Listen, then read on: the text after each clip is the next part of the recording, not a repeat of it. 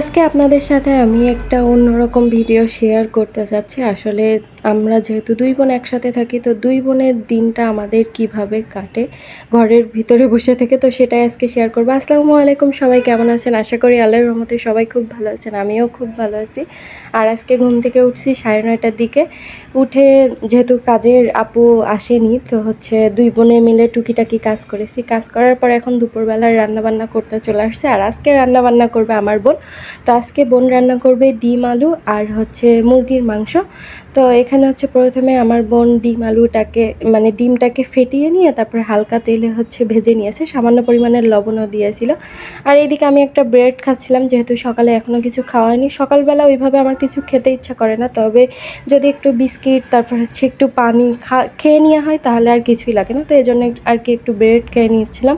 তারপরে ওখানে আমার বোন মুরগি ভিজাতে রাখছিল, আর আমি এইদিকে যা সকালবেলা থালাবাটি মেজে রাখছিলাম, পানি ঝরাতে দিয়েছিলাম, সেগুলো এখন গুছিয়ে নেব, যেহেতু একটু পরেই রান্নাবান্না করতে হবে। তো আমি সবসময় চেষ্টা করি রান্নাবান্নার আগ দিয়ে চুলার পাশটা একটু পরিষ্কার করার জন্য। এইদিকে আমি থালাবাটি গুছাচ্ছিলাম, আর ওইদিকে আমার বোনের ছেলেমেয়ে থালাবাটি নিয়ে দেখেন কি দৌড়ানি। আসলে বাসায় ছোট ছেলেপেলে থাকলে এরকমই হয়, একদিকে থেকে আপনি কাজ গোছাবেন, আরেক দিক থেকে আপনার কাজ বেড়ে যাবে। তো তারপরে এখন আমার বোন আলু কেটে নিতেছে পিলারের সাহায্যে। এই পিলারের সাহায্যে যখন আমার বোন আলু কাটে, আমার দেখতে যে কি ভালো লাগে, কিন্তু আসলে খুব কষ্টের ব্যাপার, কারণ খুসখুস করে হাত কেটে যায়, আলু ভাজির মতন কুচি কুচি হয়ে যায়।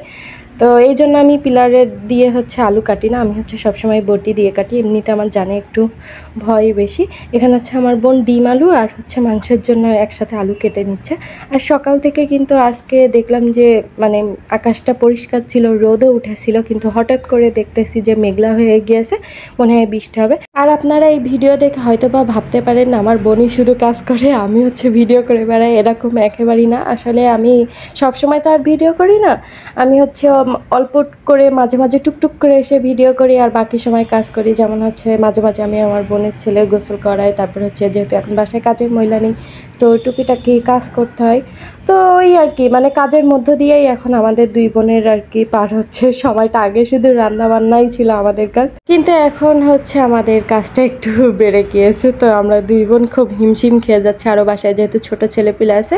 তো যাই হোক, এখানে আমি আচারের কৌটা খুললাম। আমি যেদিন আর কি চিটাগাং আসছিলাম, আমার শাশুড়ি মা তারপর আমার হাজব্যান্ডের জন্য আচার দিয়েছিল। আমার হাজব্যান্ড যেহেতু এখন আচার খায়নি, তো ওর জন্য পাঠিয়ে দিয়েছিল। ও আবার খিচুড়ির সাথে আচার খেতে খুব পছন্দ করে।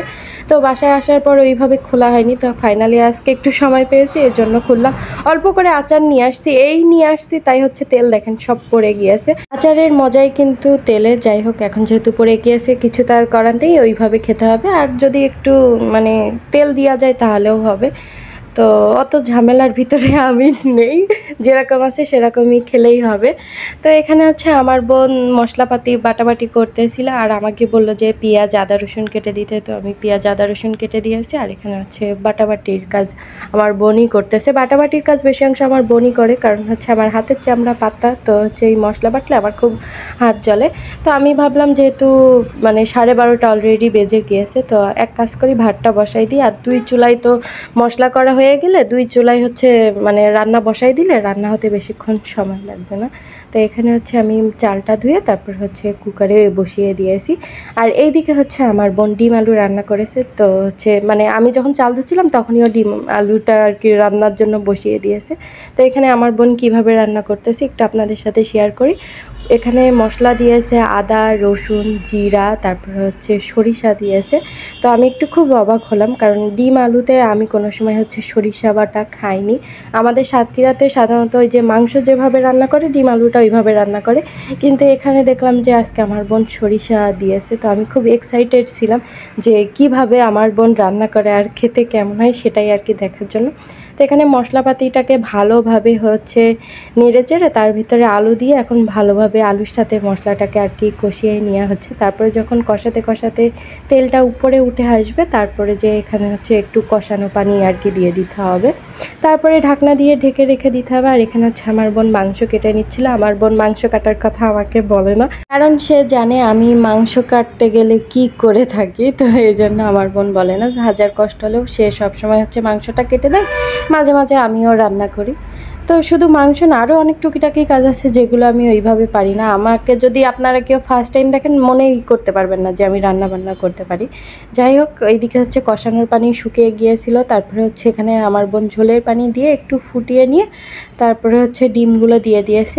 এখন হচ্ছে একটু ঝোলটা কমিয়ে গেলে নামিয়ে নিলেই রেডি হয়ে যাবে ডিম আলুর তরকারি। আর অবশ্যই তরকারিটা নামানোর আগে দেখে নিতে হবে যে লবণটা ঠিক আছে কিনা। আর এই ডিম আলুর তরকারিটা খেতে এত মজা হয়েছিল, আমি ফার্স্ট টাইম সরিষা দিয়ে হচ্ছে ডিমের তরকারি খেয়েছি, আমার কাছে তো বেশ মজাই লাগছে। আপনারা চাইলে কিন্তু বাসায় একটু ট্রাই করতে পারেন। এখন আমার বোন হচ্ছে মাংস রান্না করবে, আর মাংস রান্নাটা কিন্তু আমরা সবাই পারি। তো সাধারণভাবেই আর কি মাংস রান্না করতেছে, যেভাবে আমরা রেগুলারভাবে আর কি মাংস রান্না করে থাকি ঝাল ঝাল করে, তো ওইভাবেই আর কি রান্না হবে মাংসটা। তবে হচ্ছে এই মাংসটার মজাটা একটু অন্যরকম আসে, যেহেতু শিলপাটায় বাটা মশলা, তো শিলপাটায় বাটা মশলার কিন্তু আলাদা রকম স্বাদ আসে। এজন্য আমার বোন করছে কি, ছোট একটা হচ্ছে 4-5 মাস আগে ছোট একটা শিলপাটা কিনছিল। এখন আমরা বেশি অংশ তরকারি বলেন বা মাংস বলেন সব কিছুই হচ্ছে বাটা মশলা ব্যবহার করে থাকি। আগে আমার বোন গুঁড়া মশলাটা ব্যবহার করতো, কিন্তু এখন বাটা মশলাটা রেগুলার আমাদের খাওয়া হয়ে থাকে। আর বাটা মশলা দিয়ে আপনি যাই রান্না করেন না কেন খেতে কিন্তু খুবই মজার হয়। তবে যদি আরও কাঠের চুলা হতো তাহলে কিন্তু আরও বেশি মজা হতো, কিন্তু কাঠের চুলা তো আর সম্ভব না, এই জন্য হচ্ছে গ্যাসের চুলায় রান্না হয়, তারপরেও খুবই মজা হয়। আপনারাও চাইলে কিন্তু হচ্ছে বাটা মশলা দিয়ে ট্রাই করতে পারেন। আমার কাছে এটাই বেশি ভালো মনে হয়, যেহেতু আমি ছোটোবেলা থেকে বাটা মশলা খেয়ে অভ্যস্ত। তো কেউ যদি এই যে গুঁড়া মশলা দিয়ে রান্না করে, তো আমার কাছে রান্নাটা জানি একটু কেমন লাগে। যতই হোক আমি গ্রামের মানুষ বলে কথা। ছোটোবেলায় কিন্তু নিজের গ্রামের প্রতি এত ভালো লাগা কাজ করতো না, কিন্তু ইদানিং হচ্ছে নিজের এলাকার প্রতি অন্যরকম এক ভালো লাগা কাজ করে। মনে হয় যেন গ্রামে চলে যাই, গ্রামের পরিবেশটাকে খুব মিস করি। সবাই গ্রামে একসাথে মিলেমিশে অনেক আনন্দ করে, কিন্তু শহরে এরকম হয় না, যে যার মতন থাকে। তো আমি হচ্ছে এমনিও কিন্তু আমি ছোটোবেলা থেকে একা একাই থাকি, কিন্তু তারপরেও এখন মনে হয় যেন না, গ্রামের পরিবেশটাই বেস্ট। তো এইদিকে বকবক করতে করতে টুকিটাকি যা যা কাজ ছিল সব কিছুই আমি কমপ্লিট করে নিয়ে এসেছি। এখন হচ্ছে আমার বোনের শুধু মাংসটা রান্না হয়ে গেলেই রান্নাবান্না কমপ্লিট, ভাতও হয়ে গিয়েছে। আমি আর আমার বোন যখন রান্না করতে যাই, আমার বোন হয়তো বা মশলাপাতি বেটে রান্না বান্না করে, আর এইদিকে বাদ বাকি যা কাজ থাকে থালা বাটি ধোয়া, তারপর হচ্ছে ঘরটা ঝাড়ু দেওয়া, টুকিটাকি কাজ আর কি দুইজন মিলে করি, তাহলে তাড়াতাড়ি শেষ হয়ে যাবে। তো তারপর হচ্ছে গোসল করে খাওয়া দাওয়া করতে বসে গিয়েছি। আর আজকে ডিমের তরকারিটা এত মজার হয়েছে, আমার কাছে তো খুবই মজার লাগছিল। ডিমের তরকারি আমাদের বাসায় সাধারণত রান্না করলে 2 দিনের বেশি তরকারিটা হয়ে যায়, কিন্তু ডিমের তরকারিটা এত মজার হয়েছিল রাত্রেবেলায় শেষ হয়ে গিয়েছিল। তো খাওয়া দাওয়া করে হচ্ছে লম্বা একটা ঘুম দিয়েছি। তারপরে সন্ধ্যাবেলার দিকে একটু হচ্ছে বারান্দায় যেয়ে দাঁড়িয়েছিলাম, দাঁড়িয়ে দেখি যে লম্বা একটা জ্যাম লেগেছে। আর আমাদের বাসার সামনে কমিউনিটি সেন্টার আছে, ওখানে হচ্ছে বিয়ে হচ্ছে। আমার বোন এবার যেখানে বাসা নিয়েছে আশেপাশে হচ্ছে 4-5টা কমিউনিটি সেন্টার, সারাদিন বিয়ে হতেই থাকে। আর এত বিয়ের অনুষ্ঠান দেখতে দেখতে আমার নিজেরই এখন অনুষ্ঠান করে মনে হয় যেন সারাদিন রাত বিয়ে করে বেড়ায়। যাই হোক, মজা করলাম। আর সন্ধ্যাবেলার টাইমে আমরা প্রতিদিন হচ্ছে নাস্তা কিছু বানানোর আর কি ট্রাই করি, যেহেতু বাসায় ছোটো ছেলেপুলে আছে। কিন্তু আজকে ওইভাবে কোনো কিছু বানানো হয়নি, এমনি বিস্কিট টিস্কিট আর কি খাওয়া হয়েছিল। তো তারপরে রাত্রেবেলা খাওয়া দাওয়া করে নিয়েছিলাম, দুপুরবেলা যে তরকারিটা রান্না করছিলাম ওটা দিয়েই আর কি খাওয়া দাওয়াটা কমপ্লিট করেছি। আর এইদিকে সবার খাওয়া দাওয়া শেষ হলে আমি হচ্ছে থালাবাটিগুলো ধুয়ে রেখে আসছি, তারপরে টেবিলটাও একটু পরিষ্কার করে নিয়েছি। অলরেডি সবাই কিন্তু ঘুমাতে চলে গিয়েছে, শুধুমাত্র আমি একাই আছি। আমি আগের থেকে হচ্ছে কাজগুলো একটু করে রাখার চেষ্টা করতেছি, যেহেতু বাসায় আপু নেই। তো যদি এখন হচ্ছে প্লেটগুলো পরিষ্কার রাখা যায় তাহলে সকালবেলা আর কি খাওয়া যাবে।